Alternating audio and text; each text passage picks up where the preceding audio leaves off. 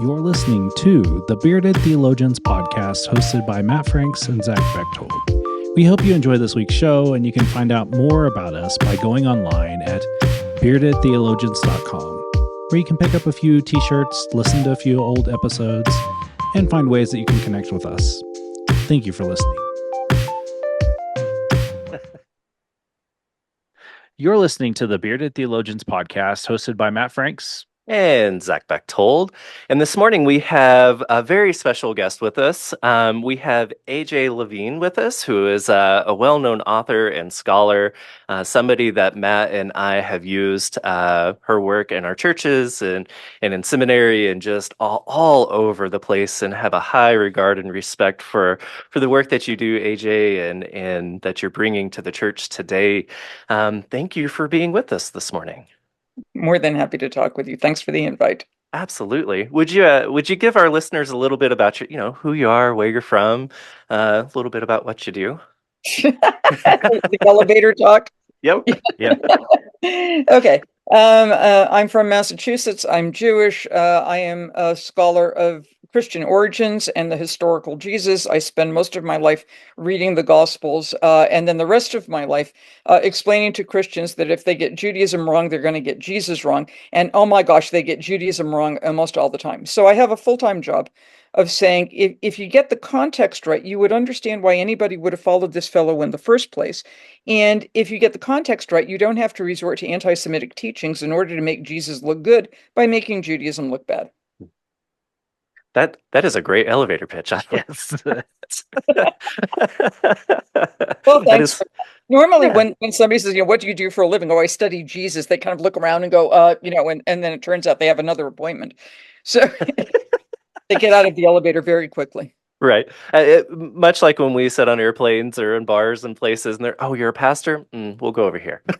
I get that sometimes because I travel a lot, and so I've got my computer out and I'm working on. So, what are you working on? I'm writing a commentary on the Gospel of Luke, and then they either get the "I think I need a drink" or "Are you saved?" And it's, oh, God, it's going to be another 3 hours of this. But I do chat with them. I try to be polite. Always. Well, I love that. Well, you've got a couple of new books coming out, and we want to give you the opportunity to talk about them and the work that you're currently doing. Thanks, I appreciate that. For people who know my Beginner's Guide series, which is published by Abingdon Press, which is in fact the publication wing of the United Methodist Church, RA. There's a new book coming out this month in August on the Gospel of John, where I get to talk about my favorite passages in John, like the prologue and what's going on there, and the wedding at Cana, where Jesus really is rude to his mother. That does disturb me, but I think the mom picks it up pretty well. Nicodemus, who's fascinating to me, the Samaritan lady at the well, and I actually think she's flirting with Jesus, but I get pushback on that. That annoying guy, I find him annoying. The guy who's been lying by the pool for 38 years, and I picture him with like a little, crossing out on the wall, year 1, year 2, year 3, matched up with the fellow who was born blind and whom Jesus heals, who really steps up to the plate. The story of Mary's anointing Jesus' feet at that supper with Lazarus, who doesn't do much, but that's understandable. He's sort of under the weather. And the next story where Jesus washes the disciples' feet, and I think those two have to be paired. The appearance to Mary Magdalene, the appearance to Thomas, and then, breakfast on the beach with Jesus, which is a very nice way of understanding a text. Yes. What do we do with these stories? What meaning might they have for people today? What meaning might they have had for people in antiquity? And on a slightly more, academic note, in that it has footnotes and some Greek, a book from HarperCollins, or Harper One, called Jesus for Everyone, not just Christians. The original title that Harper wanted was Jesus for Atheists, but the more I thought, I don't really care whether people believe in God or not. I want people, not just Christians, to pay attention to Jesus, bracketing questions of theology like incarnation and resurrection and ascension, and is he fully God and fully human? But just looking at some of the stories told by Jesus, like parables or the controversies that he has, and looking at stories told about him, to help us think our way through some contemporary cultural issues like family values or economics, the legacy of slavery, because Jesus tells a lot of parables about enslaved people and uses images of slavery. politics. How do we think our way through the text? Not to ask, what would Jesus do? Because I don't think that's a very good question. Jesus doesn't live in a participatory democracy with YouTubes. Um, but if we talk about how these issues are framed in the Gospels and how Jesus addresses them, then when they hit our own lives, I think we're better prepared to have those conversations. Because I tend to look at the Bible as a book that opens up the right questions rather than necessarily gives us the right answers. I really like that. That resonates with me well.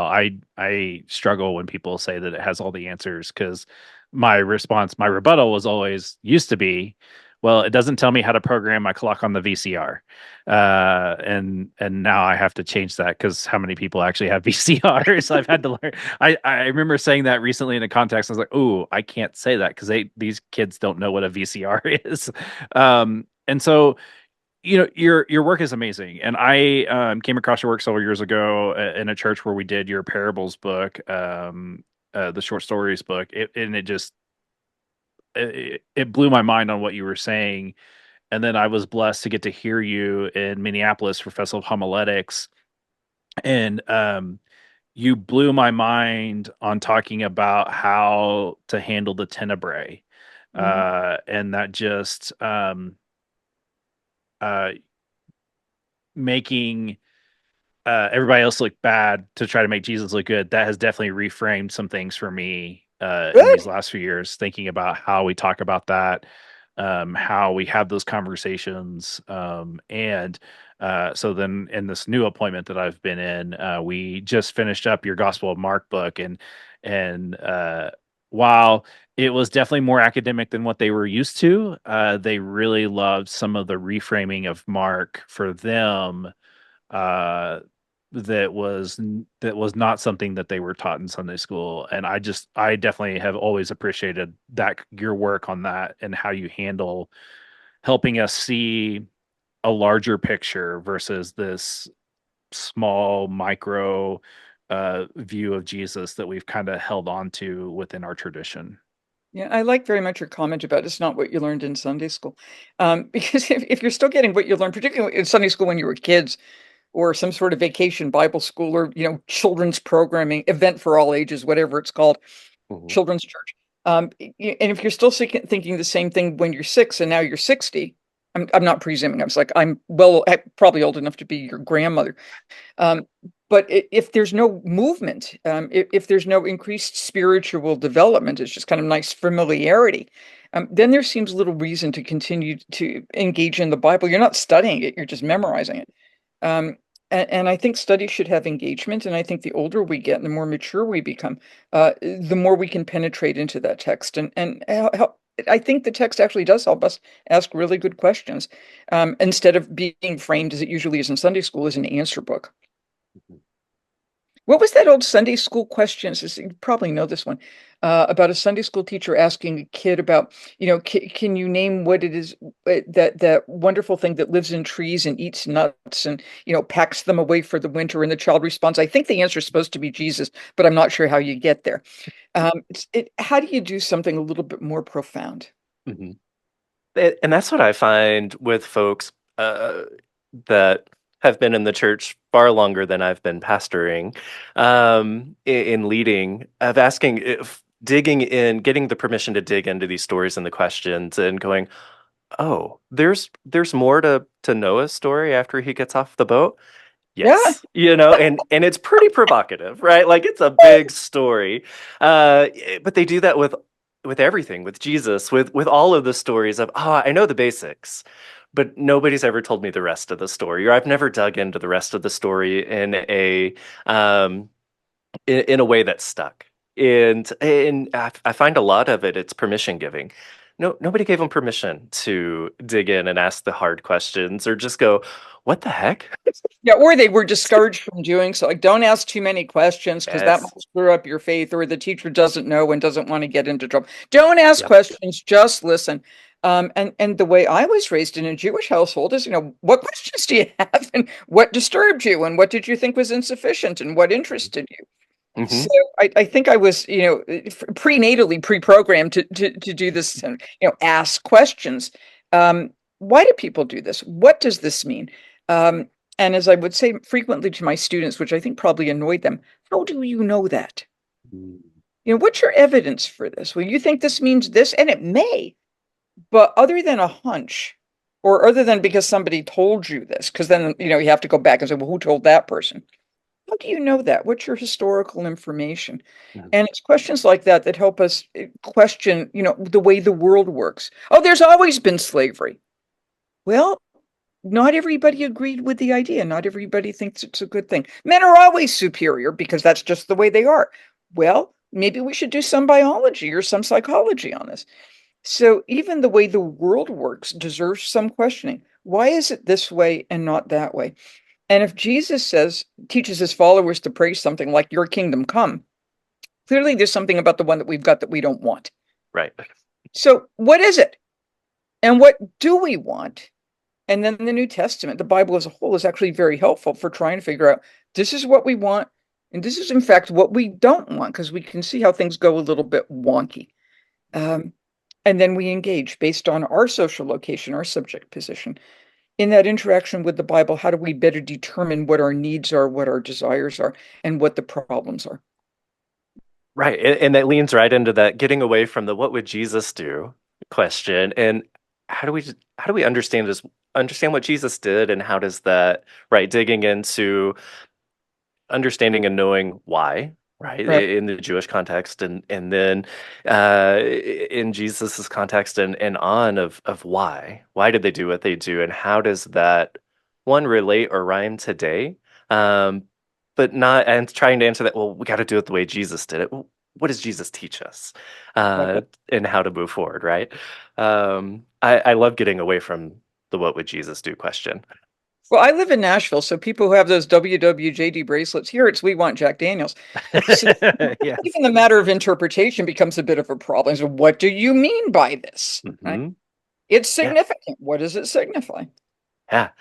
Uh, I wanna ask you about your Gospel of John book, as you kind of went through the litany of stories there that you're writing about.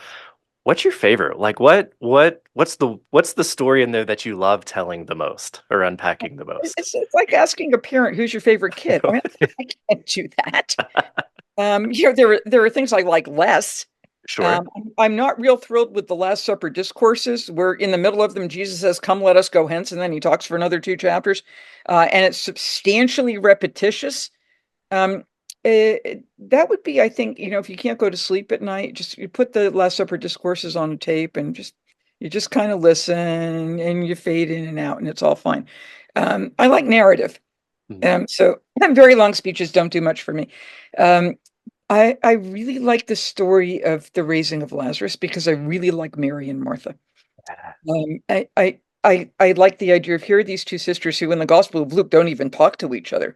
And in the Gospel of John, they're like perfect partners, as if John is doing a little bit of spin control here. You may have heard that Mary and Martha didn't get along. Let me tell you, best of friends.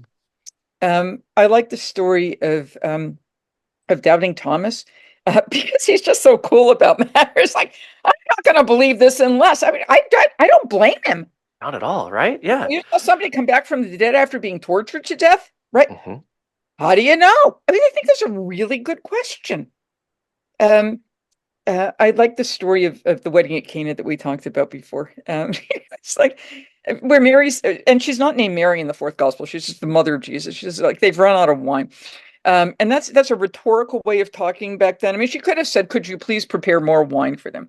But this is a way of asking a question without actually asking the question. It would be like my saying to my son, your sister's birthday is in 2 weeks. I'm not simply conveying a matter of information. I'm saying, and you really ought to send a card, right? And you've got enough time now to get it into the post or set up the internet site.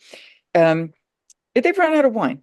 And instead of going, yeah, mom, I'll take care of it, which would have been what my child would have said, had I been the mother of the only begotten son of God. I mean, I love my kid, but he's not quite up at that level. Um, it's like, what to me and to you, woman, right? No, come on, right? My son calls me woman. There's a chat that's going to be had after that. And Right. she's just so cool. She goes to the wine steward, so she just do whatever he tells you. It's like she gets it. Hmm. She totally gets it. And then she gets out of the way. It's very much like what the Samaritan woman at the well does. I mean, at first, at the end of her story, the Samaritans say to her, we came out and we paid attention to this Jesus guy because of what you said, but now we've got him directly, so we don't need you anymore. And I always took that as kind of dismissing her, and I didn't like that. But then as I got older, and this is part of me as a teacher, there are times when after you do what needs to be done, you get out of the way and you don't micromanage and you let your students or you let your kids or you let your family do whatever they need to do. You have done what you needed to do. And I just picture her at the end kind of sitting back, taking a sip of water. Granted, she left her jar at the well, but she's probably got something at home, or maybe a glass of wine left over from Cana. And just saying, I did a good job here. And I think that's okay. It's permission to get out of the way. And even if people don't say thank you, and even if people don't recognize your contribution, you know what you did. So it's those subtle notes in the Gospel of John of bringing somebody to Jesus and then getting out of the way. I think that's terrific. You do what you need to do, and then you let other people take over because you don't have to micromanage the whole thing. I love that. Because I love that story, and you touched on earlier. You think she was possibly flirting with Jesus a little bit, which I want to go back to here in a Oh, minute yeah. because I want to hear you unpack that. Well, the well is really deep and you don't have a bucket. I got stuff flowing up, fountains of stuff flowing up, right? So if you know the book of Proverbs or you know the Song of Solomon, you know that Mhm. they're flirting. That's what people do. I mean, I don't think they're going to have like a date after this, Right, right? And I think Jesus was a celibate, and I think she's got another partner. But sex is already in the air. We've right. just been to a wedding. Jesus has just been called a bridegroom by John the Baptizer. We've got a man meeting a woman at a well. Well, check that from Genesis and Judges and so on, right? I mean, that's what you do. So the whole thing is set up to be flirting, and then John, who's a brilliant author, sets you up to think one thing, and then suddenly you're doing something else entirely. So John is the sort where you think you know the plot line, and then everything goes totally into some transcendent realm. You Hmm. think you know what's going to happen. You have absolutely no idea. So John functions in terms of surprise and transcendence and joy and seeing stories differently. And yeah, of course, they're flirting.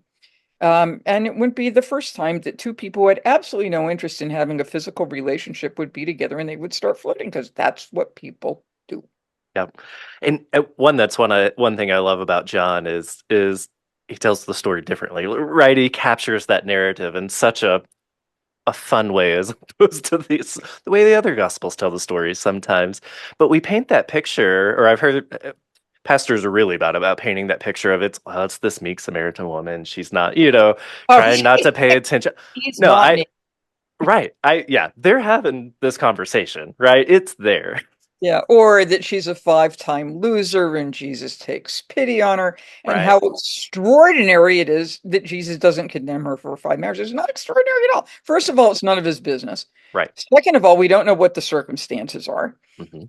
The one that she's living with now, who is not her husband, maybe somebody who's actually taking care of her, or she taking care of him. I don't know what their bedroom relationship is, and it's brilliant of us to start thinking about it. Even given John's setup, I don't think she's a five-time loser at all. I think she's a survivor. Yeah. Mm, Yeah, yeah. absolutely. And you'd have to be in that day and age, right? Just because of understanding the context of where they're coming from and the power women may or may not have that's attached to men. And Well, it's she's got enough power, and this also proves she's not a five-time loser. uh-huh. She goes into Samaria. She goes into the village to see her, and she says to the people there, "I just met this guy. You think he might be the Messiah?" If she's a five-time loser, they would have said something like, "You slut, get out of here. You have no credibility." They're going, "Yeah, Right. maybe he is. Let's go take a look." Yeah. And I think that shows that she's got some sort of respect from the people in the town. Yeah, absolutely. There's a reason why they listen to her and go to the well, right? It's not just she was excited. There's more. Absolutely. So we the last couple of weeks, Zach and I have been working through the Bread Discourse in John, and I I always I just always think it's always one that speaks to me when that comes up in the lectionary. Like I just love it. I didn't even use it. Like we didn't like it's not something we talked about in church or anything, but like when Zach and I, when we were looking for something to do, I was like, "Hey, we haven't done this yet." And he's like, "We've been doing this podcast for 8 years and we've not talked about this text." And so I was like, "Well, it's about time then." And I don't know. I've always found when Jesus talks about, he is the bread, like that. Just there's something about that with our understanding of communion that just I don't know. It just I don't know. It speaks to my soul, and it resonates well with me. How I mean, I'm looking forward to seeing how you handle that conversation in your book that comes out on Tuesday. So in terms of the Bread of Life discourse, the feeding of the 5,000 is the only miracle in all four Gospels. It's a great trivia question, like name the miracle. Right. Okay. That's the only one. So clearly they thought it was important, right? Because you didn't have to keep repeating, and then you get two do-overs in Matthew and Mark with the feeding of the 4,000. It's basically the same story with slightly limited resources in a different area. So I have a book called Signs and Wonders in which I address that in some detail. But I think what we can do in a more spiritual way is it's a sense of visceral memory. So back when Noah was still on the ark and I was an English major, reading things like Proust's Remembrances of Things Past. We talk about VCRs, like nobody's heard of Proust. But he bites into this cookie, and now he's got 5 volumes of memories coming back. So the sense that the connection to manna in the wilderness, and various discussions of what it actually tasted like. In different people would say, well, it tastes like my favorite food. Well, what's your favorite food? Beets, lobster, whatever. Which means that anytime you take a piece of bread, it's kind of there. Anytime you participate in communion, whatever type of bread you use, it's there. It can be moved to your own household. So it becomes sort of muscle memory, which means since we have to eat to live, then the bread of life tells us, well, we survive. This is the temptation narrative on more than bread alone, right? That's Deuteronomy. But it's a connection. That the physical sustenance has to be related to the spiritual sustenance, and you can't have one without the other. And I think that's a really helpful start. The idea of reclaiming stuff that's in what Christians would call the Old Testament and saying this means that in order fully to understand Jesus, one fully has to understand the Old Testament, because that's the world that's the narrative world in which he lives. So that bread from heaven, that's manna. Manna, by the way, it comes from the Hebrew manhu, which means what's that? It's a great, what's that? Well, we'll call it what's that. It's probably actually insect secretion or bug poop, but manna sounds better than bug poop. Um, uh, Something that God miraculously provides, and that makes us pay attention to nature and what grows out there and what's produced out there, like bees and honey. The idea of communal meal. So you don't do this just one person, you do it with a bunch of other people. And then that shocker at the end, unless you drink my blood and eat my flesh, you have no part of me. At which point the disciples are going, well, that's a hard saying. You bet that's a hard saying. So then you need to figure out what it means, because Jesus is not advocating cannibalism. So what's that memorial meal mean, and what does it mean to intake? Finally, I mean, I'm just riffing on this, but there's a whole much more in the book.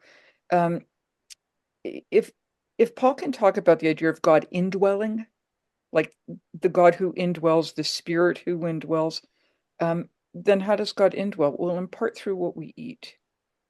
So every time we take a sip of something, every time we take a bite of something, it's a sense of divine indwelling, which should make us pay more attention to the stuff we stick into our mouths every day. It's like, where does it come from, and who provided it, and was the labor appropriately serviced and paid for, and whatnot. So all of those things open up just by a sense of a bite of bread. It's extraordinary. I'm always it's not my main altar table in the church. It's a smaller one, but it sits in our hallway right now, and it's got the "Do this in remembrance of me" inscribed in it. And every time I pass it, it's that stark reminder of it's not just when we take communion on Sundays, it's all the time. Anytime that we gather at the table, that reminder of you're doing this in remembrance of me. And as we take that bite, yeah, all of those really hard questions that we don't really want to think about, right? In the fullness of creation, and who and where did it come from, and are we taking care of people in this way, or are we willing to ignore the harsh realities and injustices in the world, all while saying, do this in remembrance of me? It's a tough one. Right. And once we start talking about the world, I mean, then people are going to tune out. I can't fix the world, right? Right. Like all politics is local. Well, fixing stuff tends to be fairly local as well. So talking about in remembrance. So the Jewish idea of remembrance, the word is zachar. That's where we get the word Zechariah. Yizkor is the memorial prayer for the dead. So all that ZKR roots, right? And there's a tradition in Judaism that when someone dies and you want to comfort the person, right? The person who's left, the friend, the family member. One thing is, may you be comforted among the mourners of Zion. In other words, you're not the only one. Other people have been through this as well. But there's another saying that we use is, may this person's memory be for a blessing.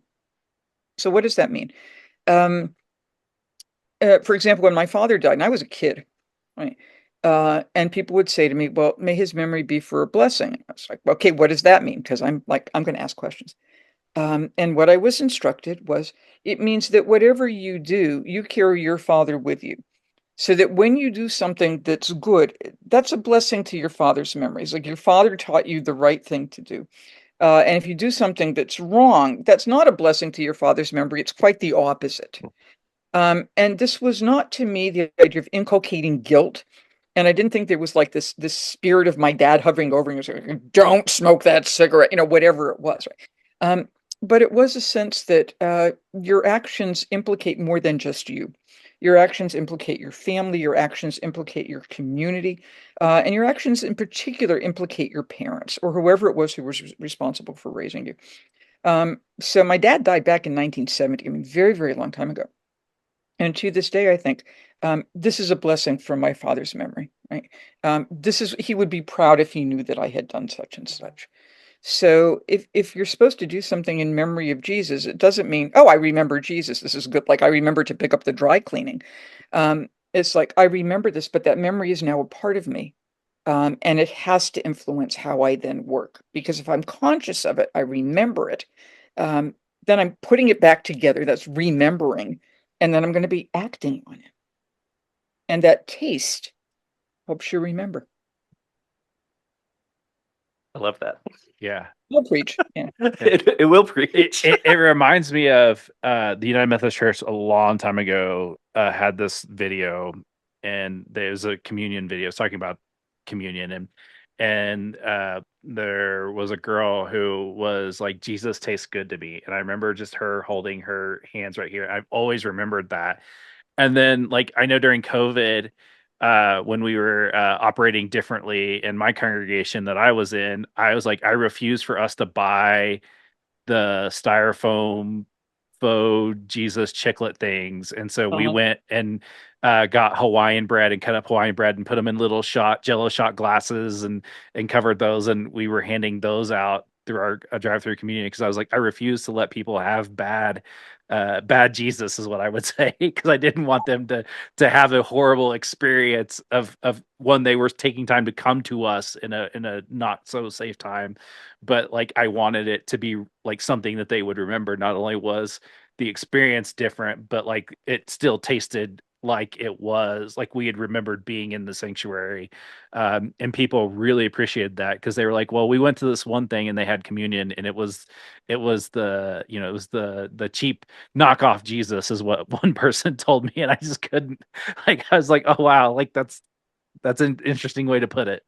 Generic Jesus rather than name brand. Yes. Sad. Oh dear. So I always like the idea, and this varies from church to church. And you've actually used both terms. You can talk about an altar, you can talk about a table. And in the New Testament, it's a table. And I like that. It takes away that kind of formality of it. It's like altar, like sacrifice. But tables where you sit down and have dinner with your friends and your family, where you break bread together. And I think that was the original model. I mean, these house churches in Corinth and in Philippi, I mean, they don't have altars. I'm not even sure they had tables. Right. Linnea, and they're sitting around eating like you would eat at dinner. And it doesn't have to be all that formal. Right. Yeah. That was something. Go ahead. Go ahead, Zach. I was just So Dennis Smith was my New Testament professor when I was in seminary at Phillips, and he was really He's at into a me. he was very Yeah. insistent that we like it's a table, but understand that there probably wasn't a table, and just it was something that transformed the way that when I preside over communion, that this is a table That's where right. you're welcome. Like, we want you to come like you would be at our homes, and like, come and get it. I had a bishop that would always say, the table is ready, come and get it like you would at home. Yeah. And like that, I've always just appreciated that idea of a table, because I had always struggled with the idea of the altar and sacrifice, and just like that never touched me and spoke to me as much as using the idea of the table. Absolutely. Dennis Smith was kind of like the Mr. Meal guy. He knew everything about meals in antiquity. So you did very, very well to be able to study with him. That's great. Oh, we had so I he had a class on meals that I it was so much fun. We just had a great time, and he definitely broadened my perspective on meals in the New Testament for sure. Excellent. Well done. Good, good. So that's part of that heritage thing, right? So you Yes. start remembering and say, oh, yeah, now I remember Professor Smith and I remember what happened in this Yeah. class and I remember what we ate, and that's all good. That's all Yeah. wonderful. It's that sense of recollecting or remembering. Which is not something we're terribly good at in the church today. The memory tends to prevail, yes. Yeah, and we tend to either hold on too closely to what used to be, rather than letting it guide us into the future. But then we have a big pushback of let's not do any of that Yeah, and do all of the new things, and rather than letting our memories play into and be a blessing to what we're doing today, and guide us in familiar but new ways. I can say something about that to people who are elderly and the church is aging Mhm, substantially. mhm, Um, and so many people, we know this from theological education. I mean, so many people who are like faithful churchgoers from the time they were like, cradle Methodists or whatever. And the church on them changed. And mhm, suddenly the hymnals were out and there were, big screens were in and, the house band was playing and whatever. Um, and they lost their sense of what the church is. But if you go to assisted living facilities, Christian assisted living facilities, and you play hymns, these people who are in the throes of memory care, Alzheimer's, they remember the words, and it's remarkably comforting. yes. I can see that with my mother-in-law who's 96, who's in memory care. Um, and when we play for her some old Yiddish songs, on old tapes from like the 1920s and 1930s, she just brightens up and she knows the words and she's just right there. Mhm. And that's also part of that memory is, what did you have when you were a kid and how do you bring it back? But you can also add to it, if, assuming your memory is okay.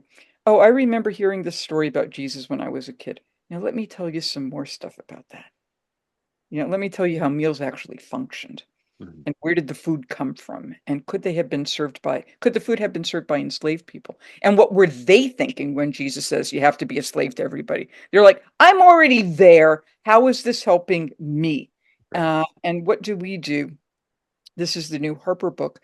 What do we do in the United States or in other countries with the legacy of slavery when you have a text in which slavery is normal? Mhm. Remain in the state in which you're called. Slavery is normal. Be a slave to everybody else, which may be great if you're a CEO because it helps you decenter. Yeah, you're not the center of the universe. But if you're already holding down three jobs and you're working to the bone and you can't make ends meet, and somebody says, go be a slave, yeah, not necessarily helpful. Right. So then how do we take that old stuff and move it to the present? And what needs to stay in the past? Um, how do we avoid playing first century Bible land? Because if we're like, let's do everything Jesus wants, that's first century Bible land. What does it mean to live in the present? And Mhm. finally, because this is something that really much annoys me, which is probably why I write a lot. The various sermons, today, the population, we have to be concerned about the marginalized, or the new word, the marginated. I've been out seeing that, or the oppressed, or whatever. And they never tell you who's marginal, and they never tell you who's oppressed, and they never tell you what you're supposed to do about it. So the people in the church kind of wondering, on which side of this am I on? And what exactly do you want me to do? And how exactly does Jesus help the quote unquote marginal? And to what are they marginal and who marginalized them? So instead of this kind of pablum rhetoric, which makes people feel good, or it's a type of virtue signaling, I'd actually get something out of the text that says, here's what you can do. That's what I'm looking for. I'm looking for that. Here's what you can do. And I find in reading the Gospels, there's a lot that I can learn, because I look at this as Jewish wisdom, which tends to be very, very practical. Here's what you do. And then go do it. That's right, in the doer. Yeah. Yes. I'm sorry, I was preaching. I shouldn't do that. No, I love it. It's fine. But you read through the wisdom books in the Hebrew Bible, and it's that, right? It's here's the things we've learned. No, go do it. Yeah. We've passed this along for a reason. Don't be a jerk, which is part of wisdom literature. Don't be a jerk. Be smart. Here's how you go do this. And then here's how you do it. Yeah.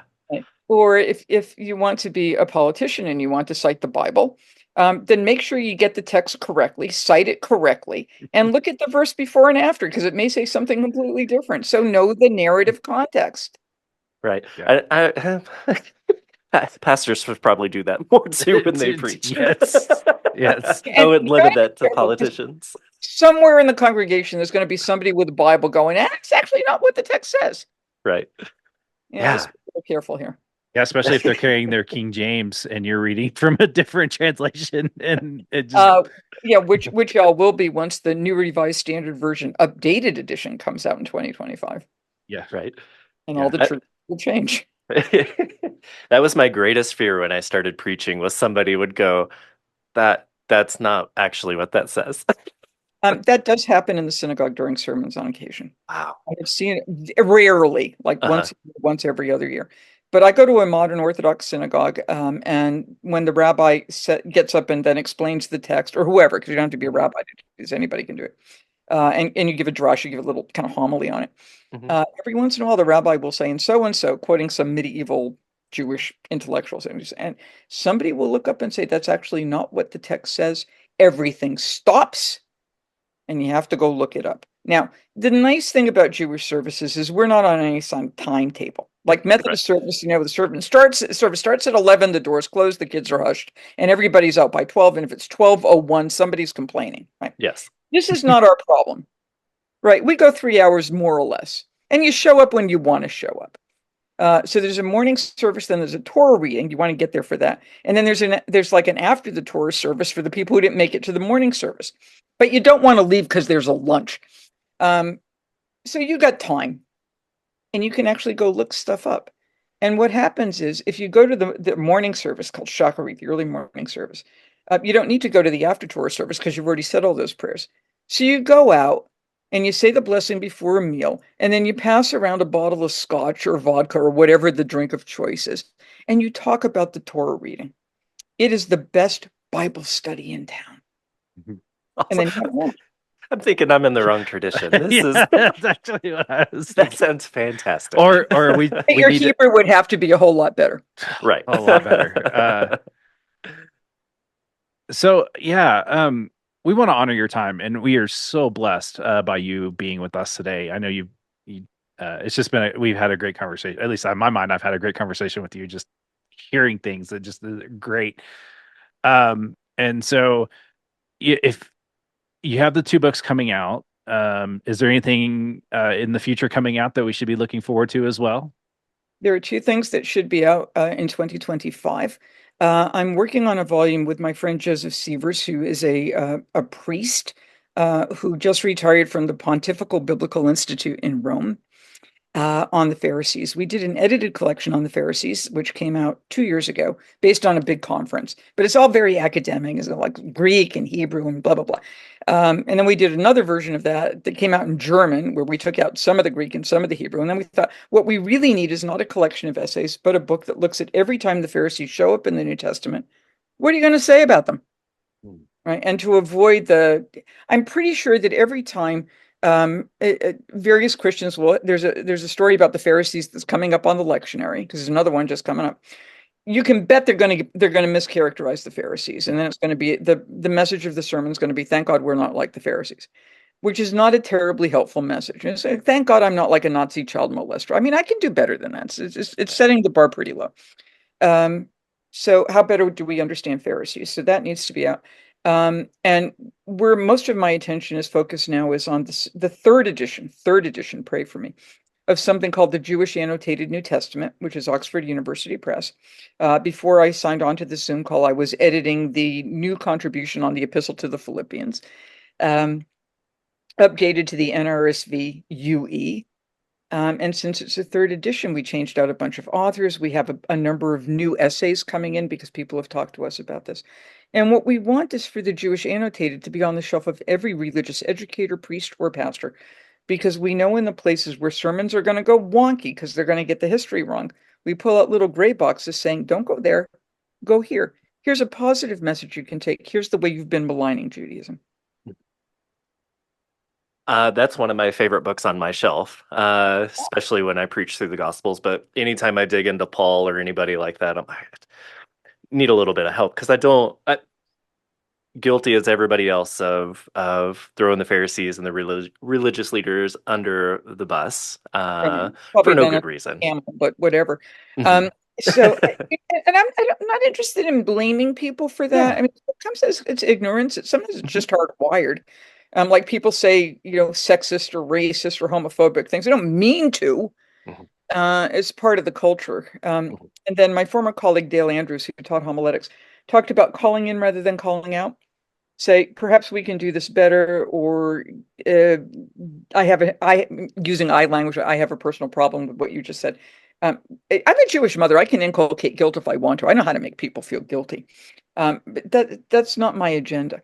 Mhm. However, as I've said when I've done clergy workshops, like the one in Minnesota that you talked about, if after studying with me on avoiding anti-Jewish teaching and preaching, you then step into it again, you will go to hell.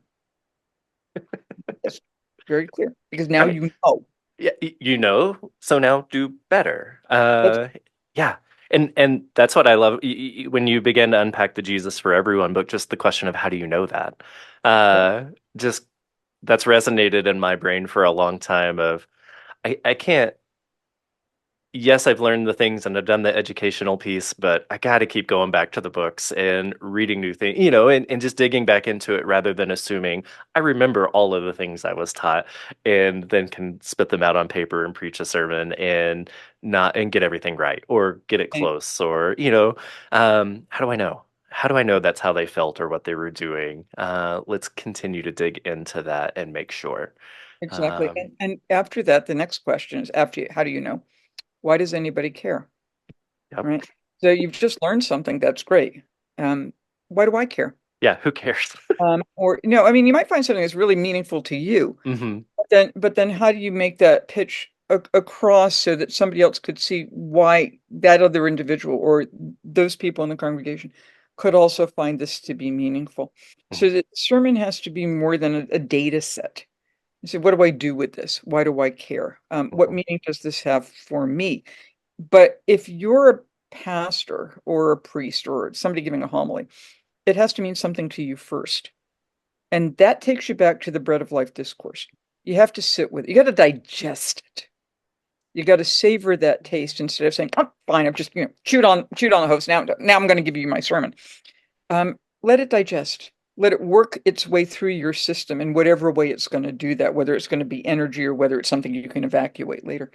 Uh, but allow that to sit with you and allow it to sit in you. In the beginning of the book of Revelation, which is a very strange book, following Ezekiel, the idea is eat the scroll. Does it taste sweet? Does it taste bitter? What's going on with that? And I think this idea of eating the body and blood is kind of like eating the scroll. You ingest whatever the scriptural news is. You make it a part of you. It becomes a part of you because that's what food does. It becomes a part of you. It gives you energy. Um, and then you show other people how that works. Preaching 101. I love it. Yeah. Yeah, well, I've taken an occasional course in homiletics, and I kept thinking, it's got to be better than this.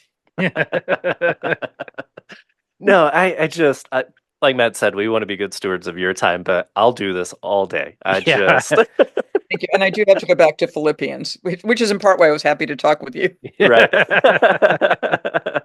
Well, we obviously love the work that you have done, the work that you're doing, and I'm really excited about the work that's coming out now and in the future.